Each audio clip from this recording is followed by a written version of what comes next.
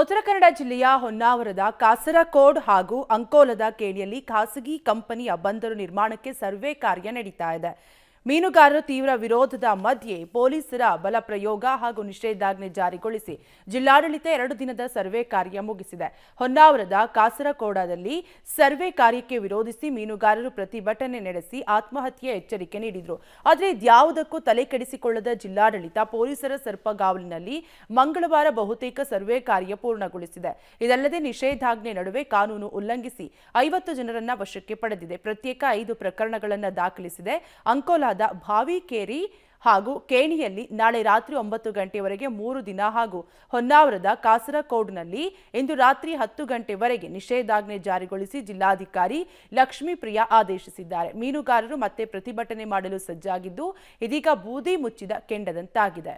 45 section ಜಾರಿ ಮಾಡಿದ್ರೆ ಇವತ್ತು 6 KSRP 12 DR ಇನ್ನು 500-600ಗಿಂತ ಜಾಸ್ತಿ ಜನ ಪೊಲೀಸ್ ಇದ್ವಿ, ಮಹಿಳಾ ಪೊಲೀಸ್ ಇದ್ರು. ನಾವು ಮನೆ ಮನೆಗೆ ಹೋಗಿ ನಮ್ಮ ಜಿಲ್ಲಾಡಳಿತ ಕೊಡುತ್ತಂತ ಜಿಲ್ಲಾಧಿಕಾರಿಗಳೆಲ್ಲ ತಿಳಿಸಿದ ಮೇರೆಯೂ ಸಹ ಇವತ್ತು ಬೆಳಗ್ಗೆ ನಿನ್ನೆ ರಾತ್ರಿ ಸಹ ಮೀಟಿಂಗ್ ಮಾಡಿ ಏನಾದರೂ ಸರ್ವೆ ಕಾರಣ ಅಡ್ಕೋಬೇಕು ಬಂದ್ರೆ ನಾವು ಸಮುದ್ರಕ್ಕೆ ಹಾರ್ತೀವಿ, ಮೀನುಗಾರರು ಎಲ್ಲ ಬೋಟ್ಗಳನ್ನ ಬಂದ್ ಮಾಡಬೇಕಂತ ಎಲ್ಲ ಅನೌನ್ಸ್ ಮಾಡಿದ್ದಾರೆ. ಅದೆಲ್ಲ ವಾಟ್ಸಪ್ ವಿಡಿಯೋಗಳು ನಮಗೆಲ್ಲ ಸಿಕ್ಕಿರೋದ್ರಿಂದ ನಾವು ಇಲಾಬ್ರೇಟ್ ಬಂದೋಬಸ್ತ್ ಮಾಡಿದ್ವಿ.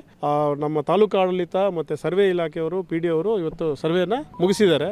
35 ಮೀಟರ್ಸ್ಗೆ 109 ಪೋಲ್ಸ್ ಇವತ್ತು ಅವರು ಇನ್ಸ್ಟಾಲ್ ಮಾಡಿದ್ದಾರೆ. ಅದಕ್ಕೆಲ್ಲ ಬಣ್ಣ ಹಚ್ತಾರೆ ಮತ್ತೆ ಅದನ್ನ ಹೈಟೈಟ್ ಮಾಡ್ತಾರೆ. ಆಮೇಲೆ ಈಗ ಎಷ್ಟು ಮನೆಗಳು ಹೋಗ್ತವೆ ಅನ್ನೋದನ್ನು ಸಹ ಡೀಟೇಲ್ ಸರ್ವೆ ನಡೀತದೆ. ಆ ಸ್ಟ್ರಕ್ಚರ್ ಎಷ್ಟಿದೆ ಅದು ಪರ್ಮನೆಂಟ್ ಇರಲಿ ಅಥವಾ ಟೆಂಪರರಿ ಇರಲಿ, ಒಂದು ಗುಡಿಸಲೇ ಇರಲಿ, ಅದಕ್ಕೆ ಎಷ್ಟು ಕಾಂಪನ್ಸೇಷನ್ ಕೊಡಬೇಕೋ ಅಷ್ಟು ಕಾಂಪನ್ಸೇಷನ್ ಜಿಲ್ಲಾಧಿಕಾರಿಗಳು ಫಿಕ್ಸ್ ಮಾಡೋರಿದ್ದಾರೆ. ಅವ್ರಿಗೆಲ್ಲ ಕೊಟ್ಟು ತಿರ್ಗಾ ಅವ್ರಿಗೆಲ್ಲ ಪಬ್ಲಿಕ್ ಹಿಯರಿಂಗ್ ಆಗಿ ಅವರೆಲ್ಲ ಮನ ಉಳಿಸಿದ ಮೇಲೆ ಸ್ಟ್ರಕ್ಚರ್ಸ್ ಎಲ್ಲ ಇಲಿಗಲ್ ಆರ್ಡರ್ಸ್ ತಿರುಗೊಳಿಸ್ತಾರೆ.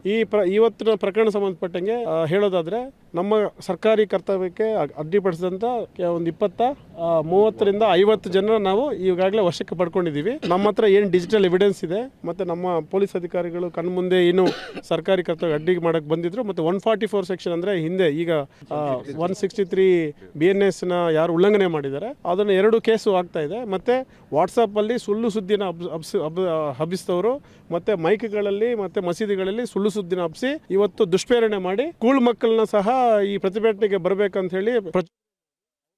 ಉತ್ತರ ಕನ್ನಡದಲ್ಲಿ ಬಂದರು ನಿರ್ಮಾಣ ವಿಚಾರಕ್ಕೆ ಈಗ ಜಟಾಪಟಿ ಶುರುವಾಗಿದ್ದು ಪ್ರತ್ಯೇಕ 5 ಪ್ರಕರಣಗಳು ದಾಖಲಾಗಿದೆ. ಉತ್ತರ ಕನ್ನಡ ಜಿಲ್ಲೆಯ ಹೊನ್ನಾವರದ ಕಾಸರಕೋಡು ಹಾಗೂ ಅಂಕೋಲದ ಕೇಣಿಯಲ್ಲಿ ಖಾಸಗಿ ಕಂಪನಿಯ ಬಂದರು ನಿರ್ಮಾಣಕ್ಕಾಗಿ ಸರ್ವೆ ಕಾರ್ಯ ನಡೆದಿದ್ದು ಮೀನುಗಾರರು ತೀವ್ರ ವಿರೋಧದ ಮಧ್ಯೆ ಪೊಲೀಸರು ಬಲ ಪ್ರಯೋಗ ಹಾಗೂ ನಿಷೇಧಾಜ್ಞೆ ಜಾರಿಗೊಳಿಸಿ ಜಿಲ್ಲಾಡಳಿತ 2 ದಿನದ ಸರ್ವೆ ಕಾರ್ಯವನ್ನ ಈಗಾಗಲೇ ಮುಗಿಸಿದ್ದು ಹೊನ್ನಾವರದ ಕಾಸರಕೋಡ್ನಲ್ಲಿ ಸರ್ವೆ ಕಾರ್ಯಕ್ಕೆ ವಿರೋಧಿಸಿ ಮೀನುಗಾರರು ಪ್ರತಿಭಟನೆ ನಡೆಸಿ ಆತ್ಮಹತ್ಯೆಯ ಎಚ್ಚರಿಕೆಯನ್ನು ಕೂಡ ನೀಡಿದರು. ಆದರೆ ಇದ್ಯಾವುದಕ್ಕೂ ಕೂಡ ಜಿಲ್ಲಾಡಳಿತ ತಲೆ ಕೆಡಿಸಿಕೊಳ್ಳದೆ ಪೊಲೀಸರ ಸರ್ಪಗಾವಲಿನಲ್ಲಿ ಮಂಗಳವಾರ ಬಹುತೇಕ ಸರ್ವೆ ಕಾರ್ಯವನ್ನ ಪೂರ್ಣಗೊಳಿಸಿದೆ.